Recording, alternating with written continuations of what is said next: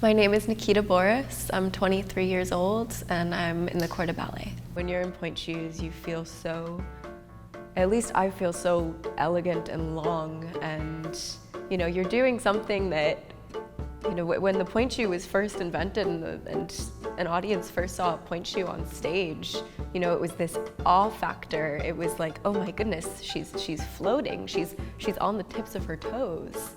The skill and the years of training that I've put into working to be able to literally dance on the tips of my toes it's very cool.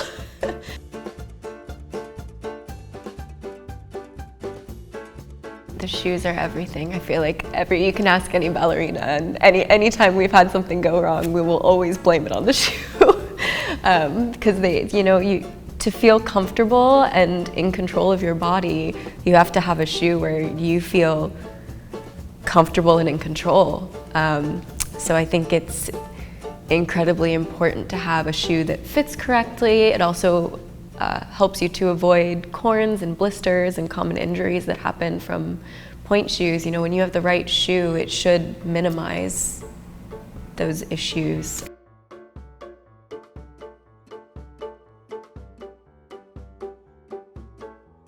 My current process for my shoes is I have them already cut down the shank a little bit shorter, but when I get the shoe, I basically half shank the shoe.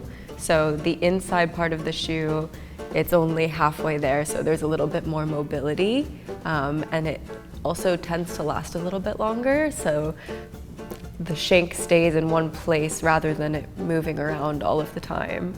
So this is pretty solid and there's a lot of mobility.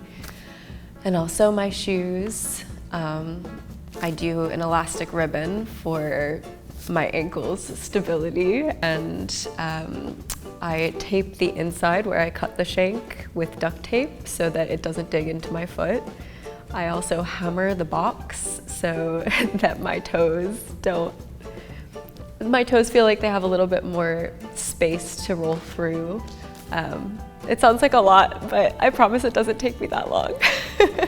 When I'm getting my shoe together, so once I've finished sewing them and I hammer the box, before I put them on my foot, I'll step on that same box that I've already hammered just to make it a bit wider, to put my foot into the shoe and have a little bit of space to start moving around.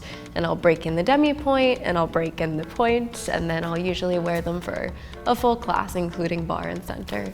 I usually tend to rotate my shoes, so I'll have a couple pairs that, maybe I'll go through a week where I just sew maybe 3 different pairs of shoes, and throughout the week I'll rotate those 3 pairs to make them last a little bit longer.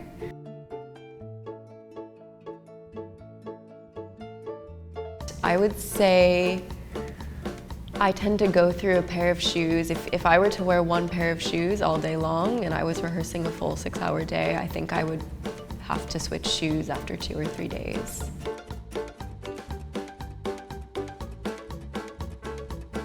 For different roles, you may want a different shoe. When I'm dancing the corps in emeralds, I want a harder shoe because I'm basically up on pointe the entire time boring and I want a lot of support. But then in another cast, I'm dancing the emeralds pas de trois, and that has a lot of jumping, so I want a shoe that's a bit softer so it doesn't make as much noise and I have a little bit more mobility to roll through the shoe.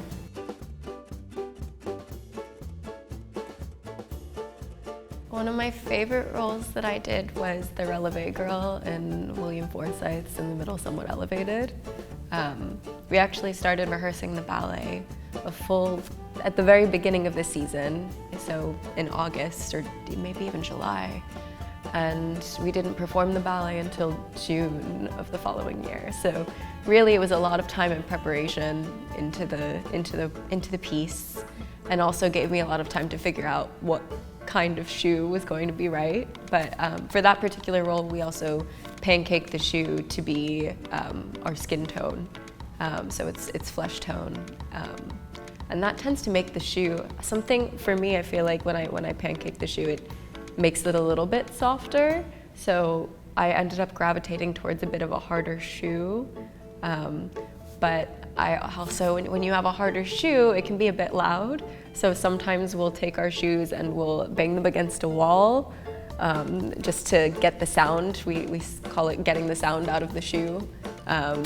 And it's just the top portion of the shoe. If you bang that against a wall, sometimes it'll make it a little bit softer in your landings.